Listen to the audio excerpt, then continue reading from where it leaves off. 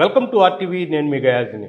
నెల్లూరు జిల్లాలో గాంజాయి సారాయిని ఉక్కుపాదం మోపేందుకు ఎక్సైజ్ శాఖ నడుం బిగించింది. దీని మీద సీరియస్గా ఒక ప్రత్యేక బృందాలు కూడా ఏర్పాటు చేయడం జరిగింది. ఎందుకంటే వచ్చే సంక్రాంతి పండుగ, అదేవిధంగా క్రిస్మస్, జనవరి పండుగలకు వివిధ ప్రాంతాల్లో అంటే బిట్రకుంట, అదేవిధంగా కపరాల తిప్ప తదితర ప్రాంతాల్లో పాత నేరస్తులు మొత్తం ఎక్కడెక్కడ ఉండేవాళ్ళు మొత్తం నెల్లూరు జిల్లాకు వాళ్ళ నివాసాలకు చేరిపోతారు. కొన్ని చోట్ల వాళ్ళు నాటు సారా, గాంజాయి కూడా అమ్మే ప్రమాదం ఉండడంతో ఇప్పటికే ఎక్సైజ్ శాఖ ప్రత్యేకంగా డేగా కన్ను వేయడం జరిగింది. ప్రత్యేకంగా ఒక బృందాలుగా ఏర్పాటు కూడా చేసినట్లు సమాచారం. దీని మీద మాట్లాడేందుకు ఎక్సైజ్ శాఖ డిప్యూటీ కమిషనర్ శంకరయ్య గారు ప్రస్తుతం మనతో ఉన్నారు. ఆయనతో మాట్లాడదాం. సార్ నమస్తే.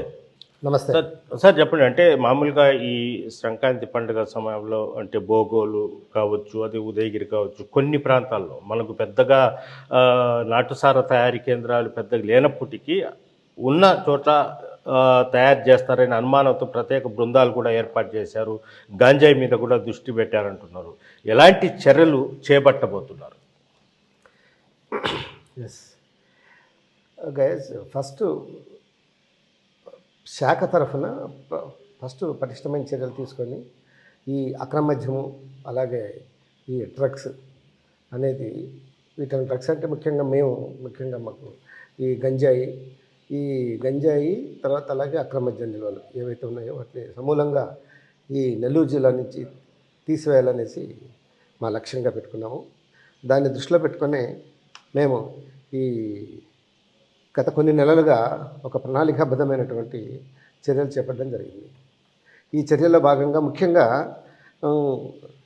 నెల్లూరు జిల్లా ప్రప్రథమంగా ఈ గత ప్రభుత్వం తర్వాత అంటే కొత్త ప్రభుత్వం ఏర్పడిన తర్వాత నవోదయం 2 అనే ప్రోగ్రామ్ని మన ముఖ్యమంత్రి గారు చంద్రబాబు నాయుడు గారు ప్రకటించడం జరిగింది. దాన్ని దృష్టిలో పెట్టుకొని మా కమిషనర్ గారు అయితేనేమి, అలాగే డైరెక్టర్ గారు అయితేనేమి మాకు ఒక టైం పీరియడ్ని ఇవ్వడం జరిగింది. ఈ టైం పీరియడ్ లోపల నెల్లూరు జిల్లాలో ఎటువంటి నాటుసారా తయారీ కానీ, అమ్మకాలు కానీ, రవాణా కానీ ఉండకూడదని చెప్పడంతో మేము 9/5/2025 నవోదయం ద్వారా నెల్లూరు జిల్లాలో సమూలంగా నాటుసారా నిర్మూలించడం జరిగింది. ఇందులో కమిటీగా ఫామ్ చేసి ఈ కమిటీ సమక్షంలోనే అంటే కలెక్టర్ గారు, ఎస్పీ గారు, deputy commissioner, excise superintendent, assistant commissioner, ఇంకా వేరే శాఖలు, పంచాయతీరాజ్ డెవలప్మెంట్ ఆఫీసరు, అలాగే కొంతమంది ఉన్నారు కదా శిశు సంక్షేమం, ఇట్లాంటి వాళ్ళని కూడా తీసుకొని ఒక కమిటీ ఏర్పాటు చేసి ఈ 9/5/2025 నాడు ప్రకటించడం జరిగింది. అంటే ఐడి రహిత జిల్లాగా, నాటుసారా రహిత జిల్లాగా నెల్లూరు జిల్లాని ప్రకటించడం జరిగింది. అదే సార్, అంటే జిల్లాలో పూర్తిగా లేనట్టే అనమాట. కానీ ఎందుకంటే మీరు అన్నట్టు కప్పరాల తిప్ప, అలాగే భోగోలు మండలం కప్పరాల తిప్ప, అలాగే ఈ పదలకూరు దగ్గర బిడదవోలు, అలాగే ఈ ఉదయగిరి ప్రాంతాల్లో అక్కడక్కడ, ఇక్కడ మెయిన్ ఎక్కడంటే బుచ్చిరెడ్డిపాలెము, లోపాళ్ళ ఈ ప్రదేశాల్లో కొంచెం ఉండేది. అది కూడా పూర్తిగా తీసేసి నాటుసారాయిని నిర్మూలించి అక్కడ కూడా ఒక 11 కేసులు పెట్టి 13 మందిని అరెస్ట్ చేసి 80 లీటర్ నాటుసారాయిని కూడా స్వాధీనం చేసుకొని అసలు పూర్తిగా లేకుండా చేసింది. అంటే మన జిల్లాలో నాటుసారా పెద్దగా లేదని అనుకోవచ్చు సార్. అయితే ఈ పండగ సీజన్లో కొంతమంది తయారు చేసి అమ్మకాలు చేస్తారు. అలాంటి వాళ్ళ మీద ఎలాంటి నిఘా పెట్టి ఉన్నారు? సో అలాంటి వాళ్ళని ఏం చేసామంటే ఈ 12/12/2025 నుంచి ఒక ప్లాన్ ఆఫ్ యాక్షన్ డిజైన్ చేసి ఈ ఏదైతే నాటుసారా ఉన్న ప్రాంతాలు గతంలో గుర్తించామో వాటి మీద మళ్ళీ నిఘా పెట్టాము.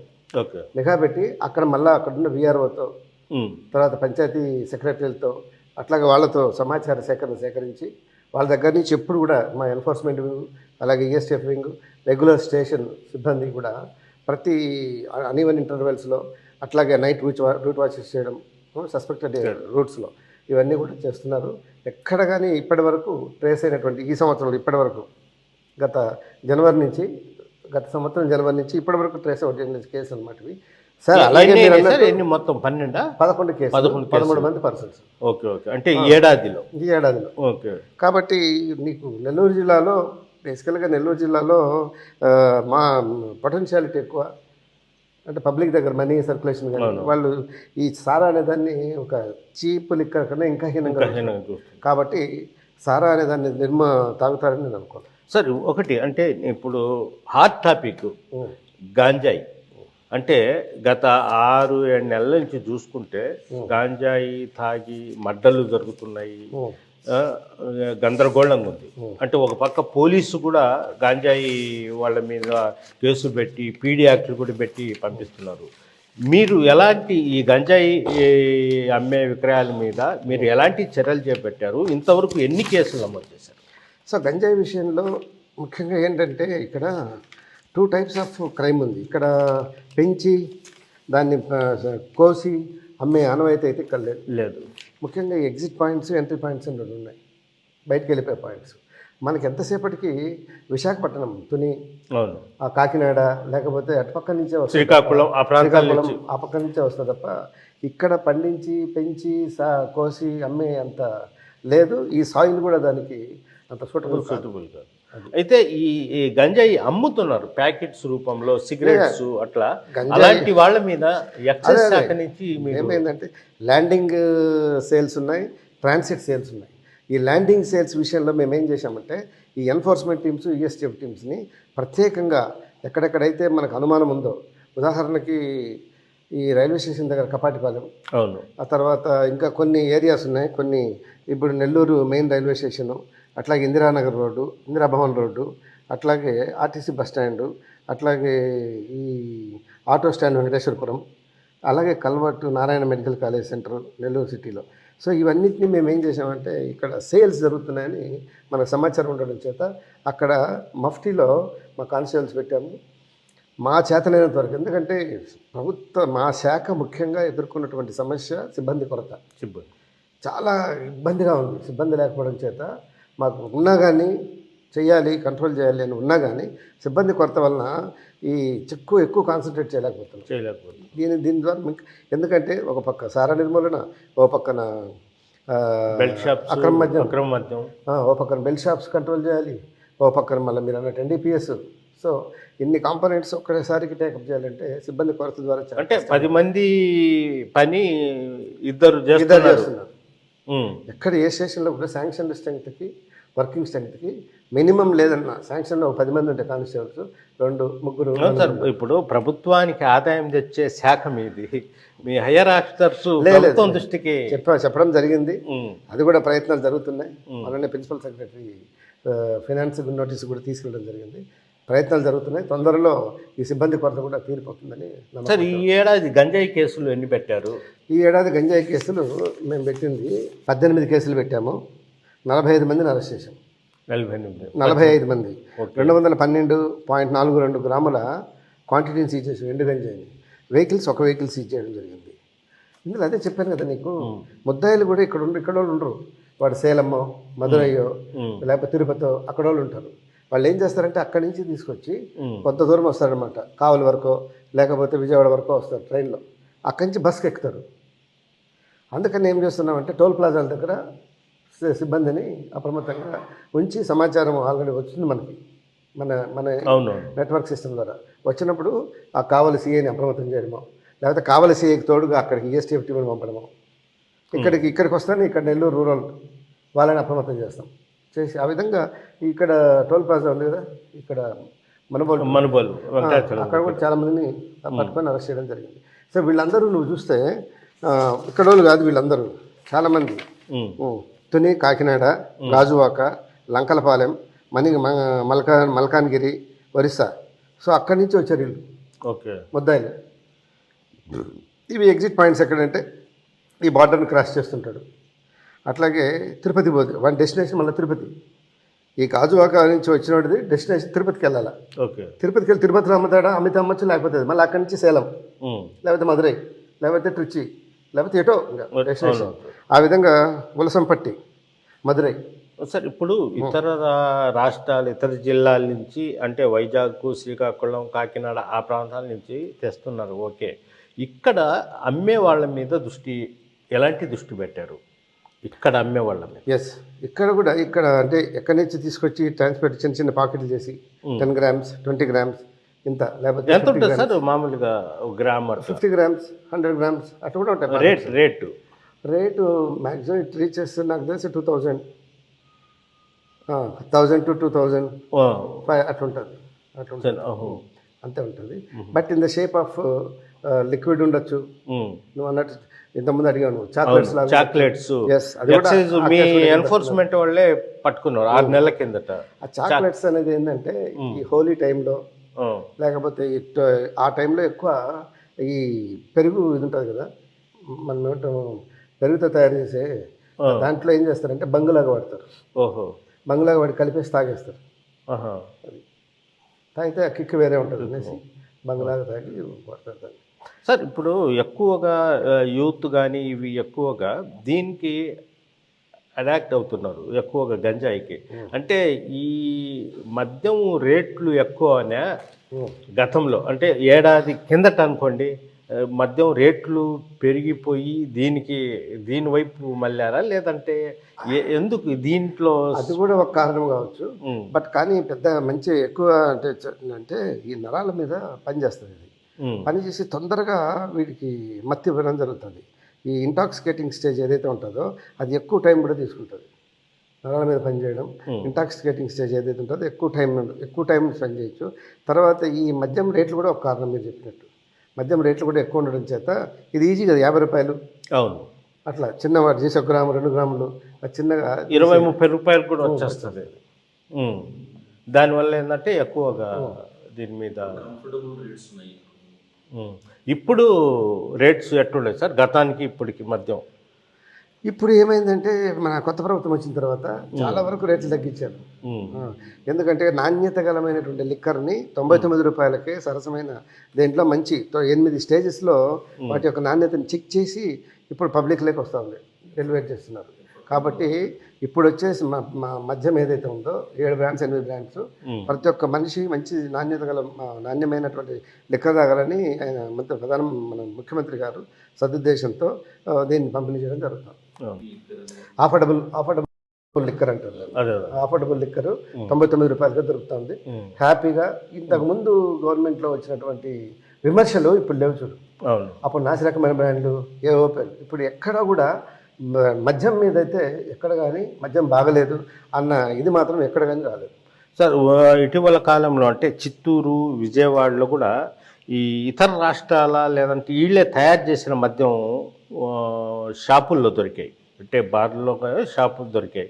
అలాంటివి జరగకుండా నెల్లూరు జిల్లాలో ఏమైనా అంటే ఒకటి గజేష్ ఇక్కడ మనం ముఖ్యంగా చెప్పదలసిందంటే దాన్ని ఏమంటారంటే నువ్వు అన్నది వీడు ఏం చేస్తాడంటే రెక్టిఫైడ్ స్పిరిట్ ఉంటుంది. దాన్ని ఏం చేస్తాడంటే వాడికి తెలిసిన మార్గాల్లో ఇంపోర్ట్ చేసుకొని కొరియర్ల ద్వారానో లేకపోతే ఈ పార్సిల్ ద్వారా తెప్పించుకొని వాడు ఏం చేస్తాడంటే మూతలు ఒక చోట నుంచి బాటిల్ ఒక చోట నుంచి స్టిక్కర్స్ ఒకటి నుంచి తెప్పించుకొని వాడు ఎక్కడో ఒక చోట కాన్ఫిడెన్షియల్ కూర్చొని రహస్య ప్రదేశాలు కూర్చొని తయారు చేసి బెల్ట్ షాపులకు సప్లై చేస్తాడు. బెల్ట్ షాపులు అటువంటిది మొన్న దొరికిన మదనపల్లిలో దొరికినటువంటి స్పూరియస్ ఇబ్రహీంపట్నంలో దొరికిన ఇబ్రహీంపట్నం మన దగ్గర కూడా గుడ్లూరు అటు దాన్ని మనం చేజ్ చేయడం కేసు చేయడం వాళ్ళ 9 ముద్దాయిలను అరెస్ట్ చేయడం కూడా జరిగింది. వాళ్ళ మీద కస్టడీ కూడా తీసుకున్నాం. కస్టడీ తీసుకొని వాళ్ళు ప్రస్తుతం కేసుని కూడా ఛార్జ్షీట్ ఫైలింగ్ స్టేజ్కి వచ్చేసింది. ఇప్పుడు బెల్ట్ షాపుల వల్ల ఈ ప్రమాదం కూడా ఉంది, ఏది బయట నుంచి మద్యం అమ్మేది. తర్వాత ప్రజలు కూడా కొంత ఇబ్బంది ఈ బెల్ట్ షాపుల వల్ల. బెల్ట్ షాపులు లేకుండా మీరు ఎలాంటి చర్యలు చేపడుతున్నారు? ఒకటి ఈ గవర్నమెంట్కి కూడా ఎటువంటి ఇది లేదు, వీటి మీద ఉదాసీన వైఖరి లేదు. బెల్ట్ షాపులు మొత్తాన్ని సీఎం గారు అలాగే మా మినిస్టర్ గారు ఎక్సైజ్ మినిస్టర్ కొల్లు రవీంద్ర గారు అలాగే మా కమిషనర్ గారు మా డైరెక్టర్ గారు కూడా ఉక్కుపాదంతో దీన్ని సమూలంగా నిర్మూలించాలి, బెల్ట్ షాపులు అనేటివి ఎక్కడ ఉండకూడదు అనేసి మాకు ఆదేశాలు జారీ చేయడం జరిగింది. అదేవిధంగా ప్రస్తుతం మేము చేస్తున్నాం కూడా మొత్తం చేస్తున్నాం. Okay sir. ఈ బెల్ట్ షాపులు కానీ ఎక్కడైనా అక్కడక్కడ దొరికితే మాత్రం వాళ్ళు ఏంటంటే మనకు ఒక 33 బాటిల్ అమ్ముకోవచ్చు అని లాలో ప్రొవిజన్ ఉంది. దాన్ని ఏదన్నా వాళ్ళు ఎక్స్ప్లాయిట్ చేసి అమ్మితే కూడా మనం అక్కడ సేల్ ఎస్టాబ్లిష్ చేసి ఇమ్మీడియట్గా 21 మా సిఐఎల్ కేసులు రిజిస్టర్ చేస్తున్నారు, తీసుకొచ్చి వాళ్ళు. ఇప్పుడు ఏమైనా ఈ ఏడాది అంటే ఏమైనా కేసులు ఏమైనా నమోదు చేస్తారు సార్ బెల్ట్ షాపుల మీద? చేసాం, చాలా నీకు 1138 కేసులు రాశాం. 1100 ఏది ఇయర్ ఇయర్లు. లాస్ట్ ఇయర్ జనవరి నుంచి ఇప్పటి వరకు కూడా 1108 కేసులు, 1140 మందిని అరెస్ట్ చేయడం జరిగింది. 2439 లీటర్ల లిక్కర్ను కూడా సీజ్ చేయడం జరిగింది. మళ్ళీ వెహికల్స్ కూడా 9 వెహికల్స్ సీజ్ చేసాం. Okay okay. అనాథరైజ్డ్ అవుట్లెట్స్ అంటాము. అనాథరైజ్డ్ అవుట్లెట్స్ అంటాం. మీరు దాన్ని ఏంటంటే వాడుక భాషలో బెల్ట్ షాప్స్ అంటారు. Belt shops.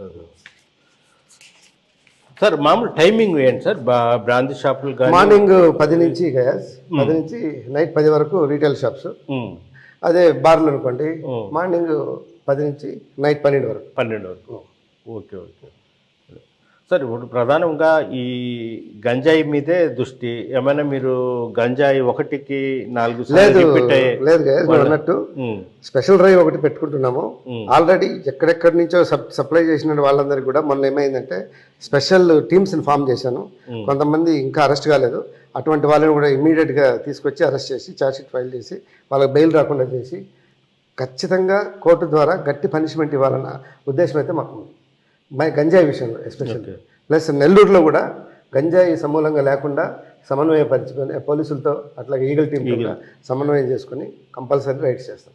సో ఏంటంటే మాకు కొంచెం ఈ వర్క్ ఒత్తిడి కొరత, సిబ్బంది కొరత వల్లే కొంచెం అలసత్వం జరుగుతుంది. కానీ మా ప్రయత్నాలు అయితే మేము చేస్తాం సార్. అదేవిధంగా అంటే జిల్లా సరిహద్దులు ఏమైనా చెక్ పోస్టులు ఉంటాయి, లేదంటే టోల్ ప్లాజాల దగ్గరే మీరు? ఎస్ చెక్ పోస్టులనే, టోల్ ప్లాజానే కాదు, అప్పటికప్పుడు అందిన సమాచారం ప్రకారము సిబ్బందిని మొబిలైజ్ చేయడం ఒకటి. తర్వాత టోల్ ప్లాజాల దగ్గర ఎట్లాగో ఆపుతాడు కాబట్టి టోల్ ప్లాజా దగ్గర కంపల్సరీ నిఘా పెట్టుంటాం. కానీ గంజాయి కేసుని మనం ఏదో ఒక్కోసారి దొరుకుతాయి ఆర్టీసీ బస్ స్టాండ్లలో, రైల్వే స్టేషన్లో సడన్గా పోతాయి. కానీ ఒక సాటర్డే సండే మాత్రం కంపల్సరీ చేస్తున్నాము. కానీ ఎవ్రీడే చేస్తాం, కానీ సాటర్డే సండే కొంచెం ఉధృతంగా చేస్తాం. ఎక్కువ దొరికిన కేసులు కూడా ఎక్కువ సాటర్డే సండేనే దొరికినాయి. ఎట్లా ఈ తాగే వాళ్ళని పట్టుకుని వాళ్ళ ద్వారా అదొకటి నువ్వు చెప్పినట్టు. లేకపోతే ఆల్రెడీ మనకు బయట నుంచి సమాచారం ఉంటుంది. మొత్తం మీద ఒక ప్రత్యేకంగా మఫ్తీలో ఒక బృందాన్ని మాత్రం నిఘా పెట్టి ఉంటుంది. ఇప్పుడు ఆంధ్రప్రదేశ్లో ఇబ్రహీంపట్నము, ఈ మొలకల చెరువు, ఎక్కడ ఈ కల్తీ మద్యం పట్టుకున్నారు కదా, ఇది అయిన తర్వాత ఎక్సైజ్ శాఖ ఎలాంటి స్టెప్ తీసుకుంటుంది?